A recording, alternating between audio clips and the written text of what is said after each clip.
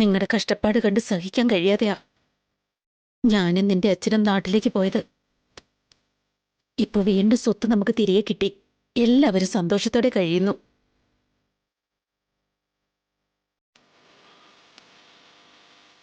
ഈ സന്തോഷത്തിനും ഐശ്വര്യത്തിനും കാരണം അഭിയും വസുവാണ് അമ്മേ. അവർ രണ്ടുപേരും കാരണം നമ്മുടെ സ്വത്തെല്ലാം നമുക്ക് തിരികെ കിട്ടിയത്.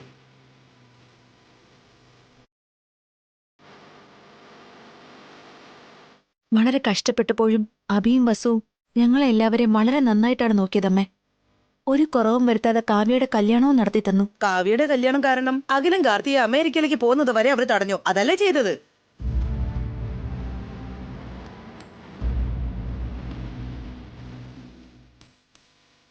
അഖിലും കാർത്തികയും എന്തിന് അമേരിക്കയിലേക്ക് പോണേട്ടത്തി? എന്റെ 3 മക്കളും മരുമക്കളും ഇതേ നാട്ടിൽ ഈ വീട്ടിൽ തന്നെ കഴിയണം. വേണമെങ്കിൽ ഏട്ടത്തി മാത്രം പൊക്കോ.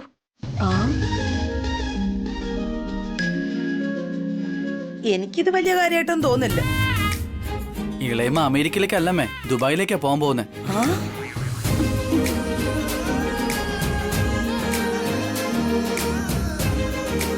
പോവടാ, എന്നെങ്കിലും ഒരു ദിവസം ഞാൻ ദുബായിക്ക് പോകും. ഇനി ഞങ്ങൾ അമേരിക്കയിലൊന്നും പോകുന്നില്ല അമ്മേ, ഇവിടെ തന്നെ ഉണ്ടാകും. നിങ്ങൾ എല്ലാവരും ഇവിടെ സന്തോഷമായിട്ട് കഴിയണമെന്നാ എന്റെ നിങ്ങളുടെ അച്ഛന്റെ ആഗ്രഹം. ഈ കുടുംബം ചിതറിപ്പോകാതിരിക്കാനായി അഭിയും വസു ഒരുപാട് കഷ്ടപ്പെടുന്നുണ്ട്.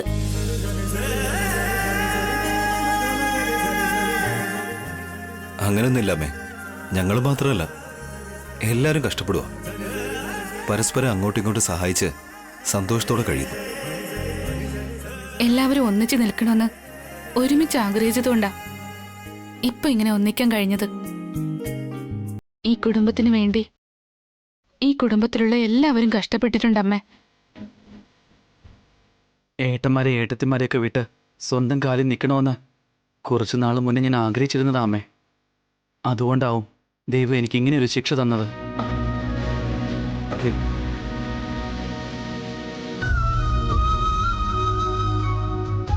ഈ ശിക്ഷയും ഒരു കണക്കിന് നല്ലത് തന്നെയാ. നടക്കാൻ പറ്റാത്തതുകൊണ്ട് ഏട്ടന്മാരെ ഏട്ടത്തിമാരെ വിട്ട് എങ്ങോട്ടും പോകാൻ പറ്റില്ലല്ലോ. അങ്ങനെ പറയാതാക്കി തെറ്റാ. നീ ഉടനെ തന്നെ എഴുന്നേറ്റ് നടക്കണം. ഇനി ഇങ്ങനൊന്നും സംസാരിക്കാൻ പാടില്ല. ഞാൻ വെറുതെ എന്തൊക്കെയോ പറഞ്ഞ് നിങ്ങളുടെയൊക്കെ മനസ്സ് വേദനിപ്പിച്ചോന്ന് തോന്നുന്നു. ഒന്നും മനസ്സിൽ വെക്കണ്ട. അങ്ങനെയൊന്നും ഇല്ലമ്മേ, ഇതുവരെ എല്ലാവരും ഒരുമിച്ചായിരുന്നു. ഇനി അങ്ങനെ തന്നെ ആയിരിക്കും. എല്ലാവരും കഴിക്കാം.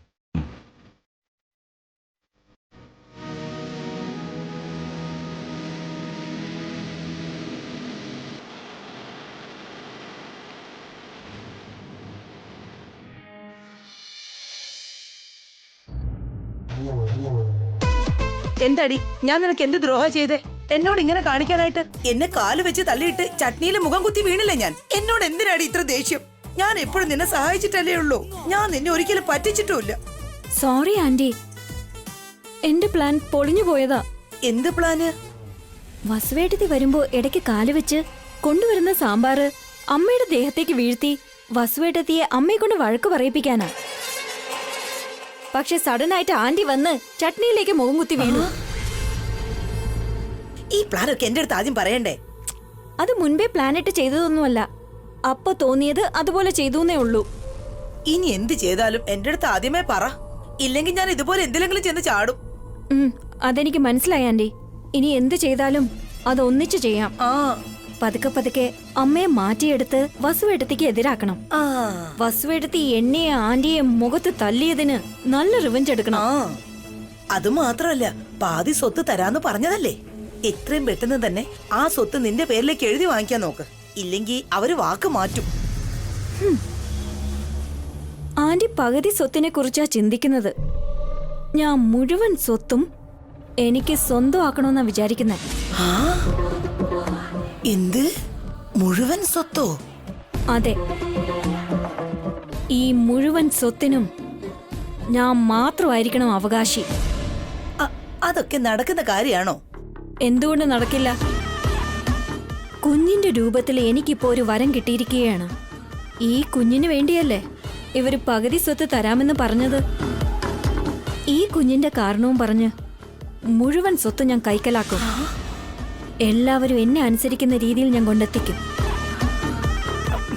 ആഗ്രഹത്തിനൊക്കെ ഒരു ലിമിറ്റ് വേണം. അത്യാഗ്രഹിയായ ഉള്ളത് കൂടി ഇല്ലാതാവുകയുള്ളൂ. അതൊക്കെ പഴയ പഴമൊഴി. പുതിയ പഴമൊഴി എന്താണെന്നറിയോ? അവസരം കിട്ടുമ്പോ തന്നെ എല്ലാം കൈക്കലാക്കണം.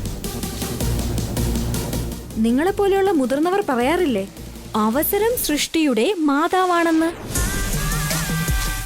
എന്റെ വയറ്റില് കുട്ടിയുള്ളപ്പോ ഈ സ്വത്ത് മുഴുവനും ഞാൻ സ്വന്തമാക്കണം. എങ്ങനെയായാലും എന്റെ കുഞ്ഞ് ഈ കുടുംബത്തിലെ അവകാശിയാണെന്ന് എല്ലാവരും പറഞ്ഞുകൊണ്ടിരിക്കുകയല്ലേ. ഇവിടുത്തെ മുഴുവൻ സ്വത്തിന്റെയും അവകാശി.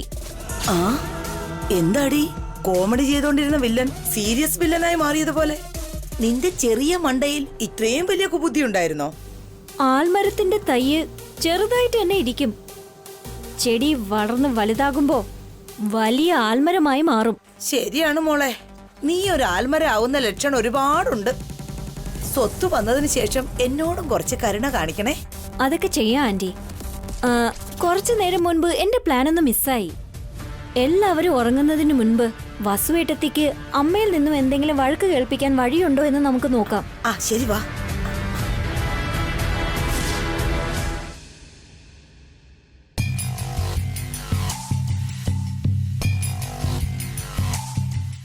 അമ്മേ, എനിക്ക് നല്ല വിശക്കുന്നുണ്ട് അമ്മേ. അന്നേരം ഭക്ഷണം കഴിക്കാൻ പറഞ്ഞപ്പോ വിശപ്പില്ലെന്നല്ലേ നീ പറഞ്ഞത്? അപ്പൊ എനിക്ക് വിശപ്പില്ലായിരുന്നു. ഇപ്പൊ നല്ല വിശപ്പുണ്ടമ്മേ. ശരി വാ, ഭക്ഷണം എടുത്തു തരാം. എനിക്ക് ഭക്ഷണം വേണ്ടമ്മേ, ജ്യൂസ് തന്നാ മതി. ഈ സമയത്ത് എന്തിനാ ജ്യൂസ് കുടിക്കുന്നേ? പാല് കുടിക്കുക.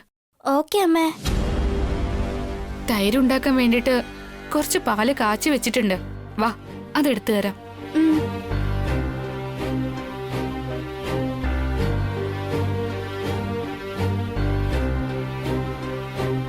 എന്താ ഉണ്ണി, ബുക്സ് ഒക്കെ എന്തിനാ ഇങ്ങനെ ഇട്ടിരിക്കുന്ന? അതൊന്നും എന്റെ ബുക്സ് അല്ല അമ്മേ, അനുവിന്റെയാ. ആരുടേതായാലും എന്താ, നീ തന്നെ അടുക്കി വെക്കണം. ഞാൻ പോയി പാലെടുത്തിട്ട് വരാം. വസുന്ധര, എന്താ ഏട്ടാ? ആ ടെൻഡർ ഫയൽ എവിടെ വെച്ചിരിക്കുക? റൂമിൽ തന്നെ വെച്ചിട്ടുണ്ട്. അവിടേക്കും ഞാൻ കണ്ടില്ല. ഒന്നൊന്ന് എടുത്തു തരാമോ?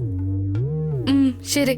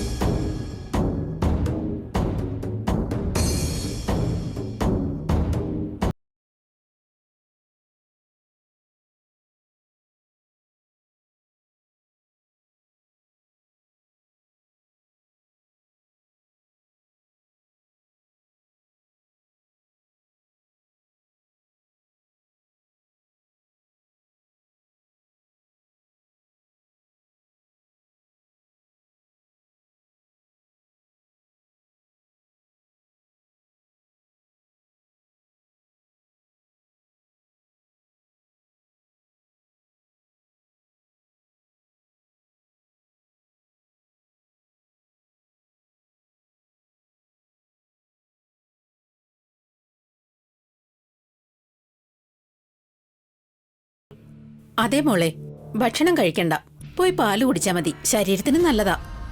ശരി അമ്മേ. ഏട്ടത്തി മുതിർന്നയാളല്ലേ, കാർത്തികയ്ക്ക് ഇതുപോലെയുള്ള ചെറിയ ചെറിയ കാര്യങ്ങളൊക്കെ പറഞ്ഞു കൊടുക്കണ്ടേ? എഴുത്തി പറഞ്ഞു കൊടുക്കുന്നുണ്ടല്ലോ. എഴുത്തിയുടെ വാക്കാ കാർത്തികയ്ക്ക് വേദവാക്യം. ചെല്ല് മോളെ, ചെന്ന് പാലെടുത്ത് കുടിക്ക്. ചെല്ല്.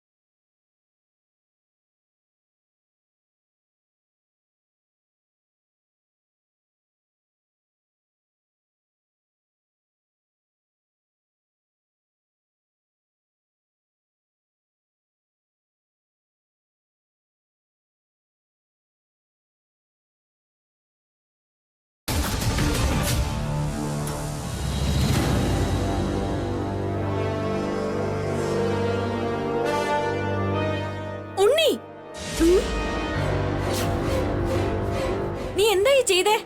പാല് കുടിച്ചതാ ചെറിയമ്മേ. ഞാൻ എടുത്തു വെച്ച പാല് നീ എന്തിനാ കുടിച്ചത്?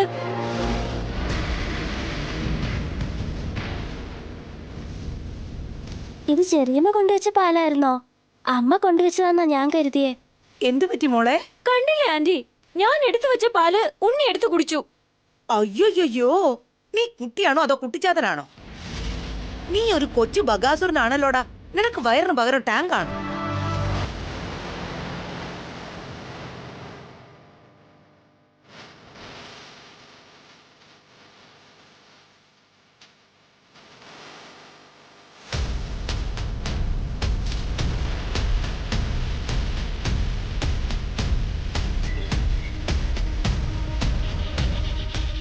എന്താ എടുത്തി ഉണ്ണിയെ വഴക്ക് പറയുന്നത്?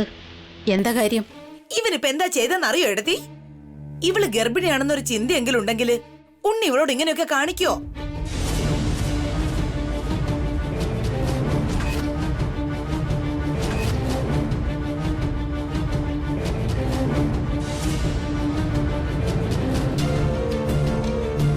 ഉണ്ണി കാർത്തികയുടെ വയറ്റത്തടിച്ചെന്നോ? എന്താ ഇളമേ? ഞാൻ കുടിക്കാൻ എടുത്തു വെച്ച പാല് ഉണ്ണി എടുത്തു കുടിച്ചു.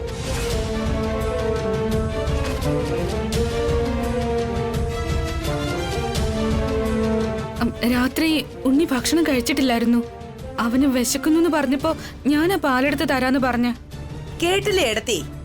ഈ അമ്മയും മോനും കൂടി ചേർന്ന് കാർത്തികയ്ക്കുള്ള വഴക്ക് വാങ്ങിച്ചു കൊടുക്കുക. ഇളയമ്മേ, വസുന്ധര എന്തിനാ കാർത്തികയെ വഴക്ക് പറയുന്നത്? ആലോചിച്ച് വേണം സംസാരിക്കാൻ.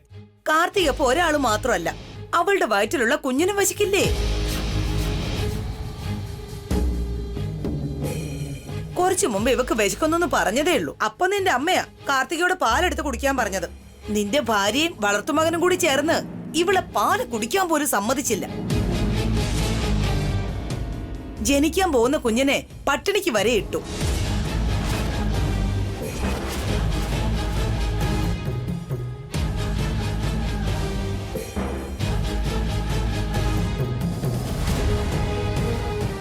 എന്തിനാ ഇളയമ ആവശ്യമില്ലാത്ത കാര്യങ്ങൾ സംസാരിക്കുന്നത്? വീട്ടിൽ വേറെ പാലിരിപ്പില്ലേ കാർത്തിക? ഇല്ല, മുഴുവൻ ഇവൻ തന്നെ കുടിച്ചു. എനിക്ക് ഒരു തുള്ളി പോലും ബാക്കി വെച്ചില്ല.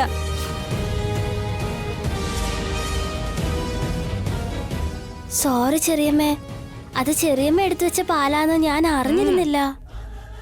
അമ്മ കൊണ്ടുവച്ചതാണെന്ന് കരുതിയാ ഞാൻ കുടിച്ചേ. ആ പാൽ ഗ്ലാസ് നിന്റെ അമ്മ കൈ കൊണ്ടു തന്നതാണോ? ഇല്ലമ്മേ, ഇവിടെ ഇരുന്നു ഞാൻ എടുത്ത് കുടിച്ചു. എനിക്ക് കുടിക്കാനാണ് ഇവിടെ പാല് കൊണ്ടുവച്ചത്. ഫോൺ വന്നപ്പോ ഇവിടുന്ന് മാറിയതാ. അതിനുള്ളിൽ ഇവനെടുത്ത് കുടിച്ചു. കൊച്ചു കുട്ടിയല്ലേ അവൻ, വിശപ്പോണ്ട് ചിലപ്പോ എടുത്ത് കുടിച്ചതായിരിക്കും. ഇതിനൊക്കെ എന്തിനാ പ്രശ്നം ഉണ്ടാക്കുന്നത്? നിന്റെ ഭാര്യയുടെ വയറ്റിലും കൊച്ചുകുട്ടി തന്നെയാണ് ഉള്ളത്. ഇവള് പട്ടിണി കിടന്ന അതിന്റെ അവസ്ഥ എന്താകും? കാർത്തിക കുടിക്കാൻ എടുത്തു വെച്ച പാല് ഇവനെടുത്ത് കുടിച്ചെന്തിനാ? ആ പാലെടുത്ത് കുടിക്കാൻ വസു ഇവനോട് എങ്ങനെയാ പറയാ?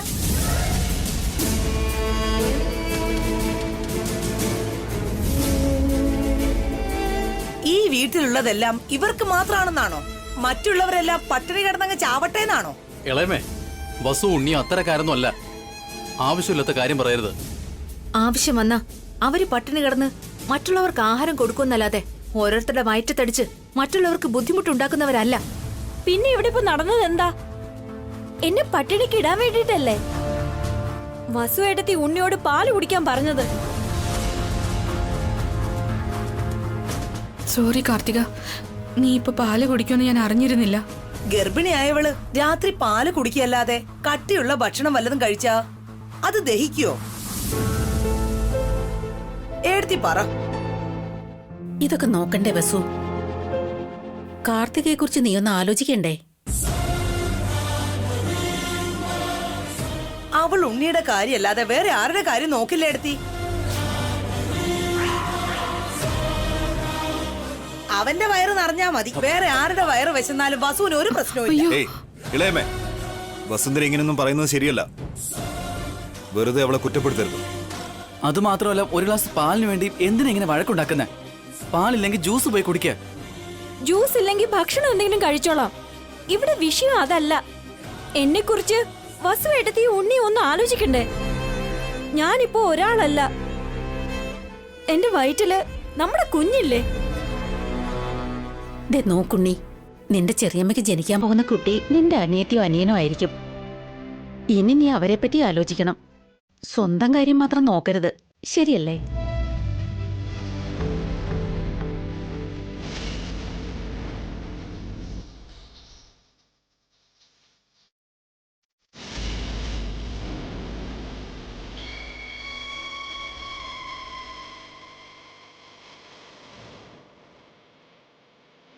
സോറി മുത്തശ്ശി.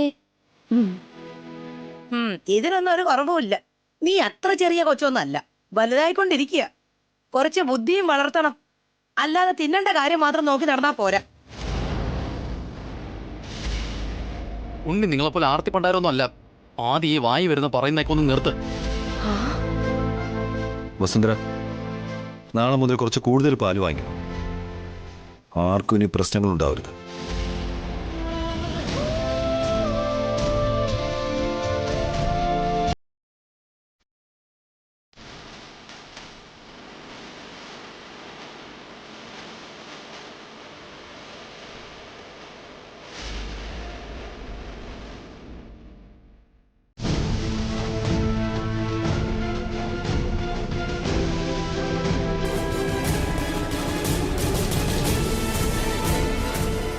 നീ ആവശ്യമില്ലാതെ ഇപ്പോൾ ഉണ്ണിയെ വഴക്ക് പറഞ്ഞത്.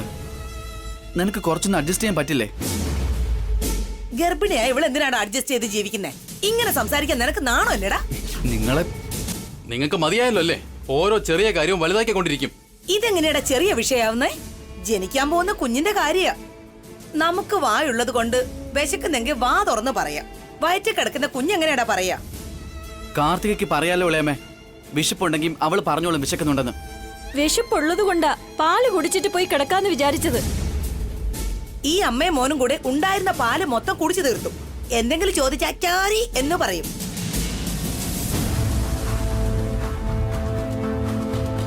ഇതോടെ അങ്ങ് വിട്ടേക്കെടുത്തി. ഇനി ഇങ്ങനെ ഉണ്ടാവാതെ നോക്കിക്കോളൂ വസു. കാർത്തികയെ നമ്മൾ വേണം നോക്കാൻ. അവൾക്ക് ഒരു ബുദ്ധിമുട്ടും ഇല്ലാതെ നോക്കണം.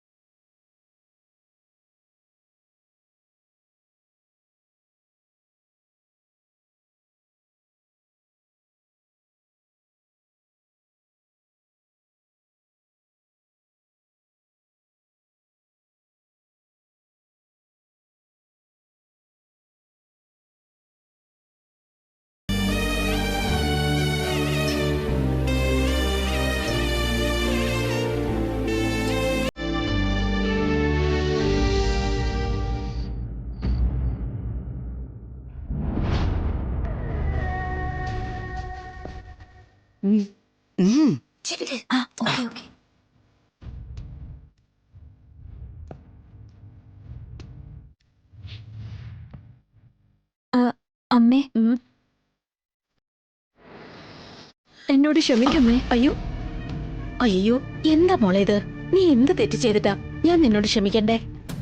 അമ്മേ, ഇപ്പോ പാലിന് വേണ്ടി ഒരു പ്രശ്നം നടന്നില്ലേ? അത് ഞാൻ കാരണമല്ലേ? കാർത്തികേ, ആ കാര്യങ്ങൾ മറന്നുകളാ. അതല്ല അമ്മേ, ആവശ്യമില്ലാതെ വഴക്കുണ്ടാക്കി അമ്മയുടെ മനസ്സ് വിഷമിപ്പിച്ചു. എത്ര നാള് കഴിഞ്ഞ അമ്മ വീട്ടിലേക്ക് വന്നത്? വന്ന അന്ന് തന്നെ വഴക്കുണ്ടായി. അതും ഞാൻ കാരണം. അതൊന്നും സാരമില്ല മോളെ. ചെറിയ ചെറിയ പ്രശ്നങ്ങളൊക്കെ നടക്കുന്നത് സാധാരണയാ. അതൊക്കെ വിട്ടേക്ക്. ഇത് ചെറിയ ചെറിയ പ്രശ്നങ്ങളല്ല അമ്മേ. അമ്മ വരുന്നതിന് മുൻപ് ഇവിടെ വലിയ വഴക്കുകളൊക്കെ നടന്നിട്ടുണ്ട്. എത്ര തവണ ഞാൻ അപമാനിക്കപ്പെട്ടിരിക്കുന്നു. വസുവേട്ടത്തിൽ നിന്ന് വഴക്ക് കേട്ടിരിക്കുന്നു. കുറെ തല്ലും കിട്ടിയിട്ടുണ്ട്. സൈ കേട്ട് വസുവേട്ടത്തി ഒന്നും ചെയ്യാൻ പറ്റാതെ ഡിവോഴ്സ് വരെ എത്തി. ഇനി അതിന്റെ ഒന്നും ആവശ്യം വരില്ല. നിന്റെ അമ്മായി വന്നില്ലേ, നിന്നെ കണ്ണിലെ കൃഷ്ണമണി പോലെ നോക്കും. നിന്റെ ദേഹത്തൊരു ഈച്ച പോലും വീഴാതെ നോക്കും. വസു നിന്റെ കാര്യത്തിൽ ഇടപെടാതെ നിന്റെ അമ്മായി തന്നെ നിന്നെ നോക്കും. ഇനി മുതൽ വസുവേട്ടത്തിൽ നിന്ന് അമ്മ വേണം എന്നെ രക്ഷിക്കാൻ. വസുവേട്ടത്തിയെ കാണുമ്പോ തന്നെ എനിക്ക് പേടിയാണ്. ഇനി നിനക്ക് അങ്ങനത്തെ ഒരു പേടിയും വേണ്ട.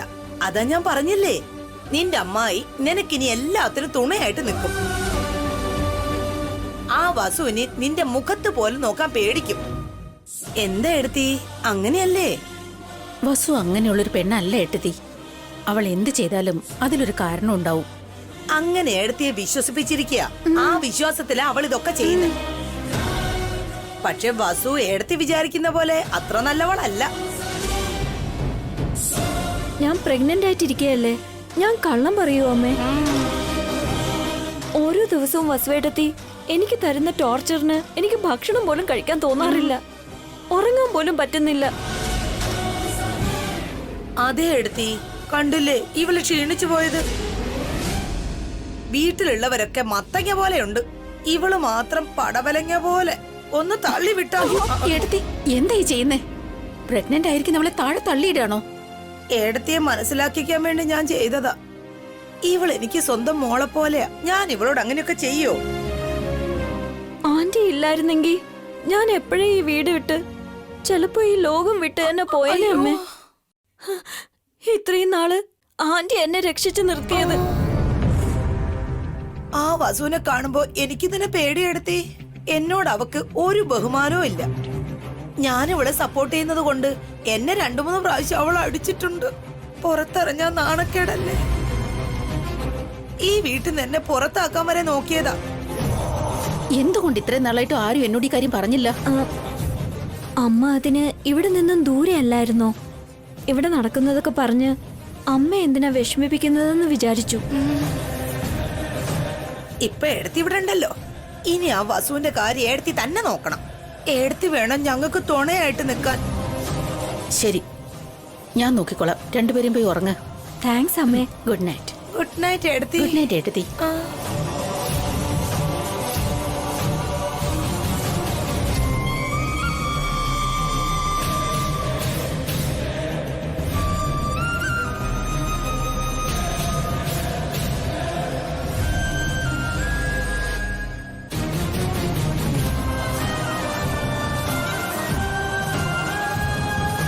അമ്മ എല്ലാം വിശ്വസിച്ച് കാണൂ. പകുതി വിശ്വസിച്ച് കാണുമല്ലേ? മുഴുവനായിട്ട് എപ്പോ വിശ്വസിക്കും? അതിനൊക്കെ സമയമെടുക്കൂടി. എത്ര സമയമെടുക്കും? ഇപ്പഴെന്തിനാ ധൃതി പിടിക്കുന്നേ? എല്ലാം അങ്ങനെ പെട്ടെന്ന് നടക്കൊന്നുമില്ല. നമ്മളൊന്ന് വെയിറ്റ് ചെയ്യണം. വസുവേട്ടത്തിക്ക് എപ്പോ തിരിച്ചടി കൊടുക്കുമെന്നും പക തീർക്കുമെന്നുള്ള ആകാംക്ഷയിലാണ് ഞാൻ. എനിക്ക് വെയിറ്റ് ചെയ്യാൻ വയ്യ. എല്ലാത്തിനും അതിന്റേതായ സമയമുണ്ട്. ധൃതി കാണിച്ചിട്ട് ഒരു കാര്യമില്ല. അത് മാത്രമല്ല, നമുക്ക് തന്നെ വിനയാവാൻ സാധ്യതയുണ്ട്. ഞാനിപ്പോ ധൃതി പിടിക്കുന്നതിന് കാരണമുണ്ട്. അമ്മ എത്ര ദിവസം ഈ വീട്ടിലുണ്ടാവും അറിയില്ല. അച്ഛനെ കാണാൻ വീണ്ടും നാട്ടിലേക്ക് പോയാലോ? നമുക്ക് ഈ അവസരം നഷ്ടപ്പെടില്ലേ? ഇനി നിന്റെ അമ്മായി തിരിച്ചു പോവില്ല. സ്വത്തൊക്കെ തിരിച്ചു കിട്ടിയതല്ലേ. തന്റെ 2 മക്കള് സന്തോഷായിട്ട് ജീവിക്കല്ലേ. അതെന്താ 2 പേര്? 3 പേരില്ലേ? അബി അവര് പ്രസവിച്ചതല്ലോ. അത് ശരിയാണല്ലോ. നിന്റെ അമ്മാവൻ വന്നാലും വന്നില്ലെങ്കിലും അമ്മായി ഇവിടെ തന്നെ കാണും. പതുക്കെ അമ്മായിയെ നമ്മുടെ ഭാഗത്തേക്ക് കൊണ്ടുവന്ന എല്ലാം നമ്മുടെ കൈപ്പിടിയിലാകും. നമ്മൾ പറയുന്നതും കേൾക്കും. അതെ ആന്റി, മുഴുവൻ സ്വത്തുക്കളും എന്റെ പേരിൽ എഴുതി വാങ്ങി വസുവേട്ടത്തിയോട് പ്രതികാരം ചെയ്യണം.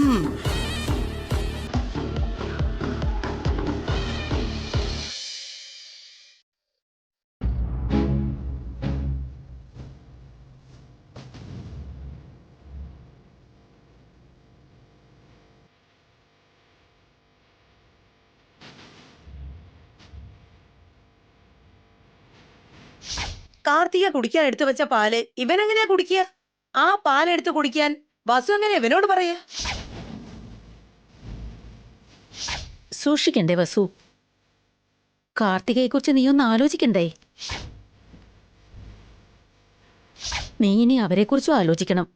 സ്വന്തം കാര്യം മാത്രം നോക്കരുത്.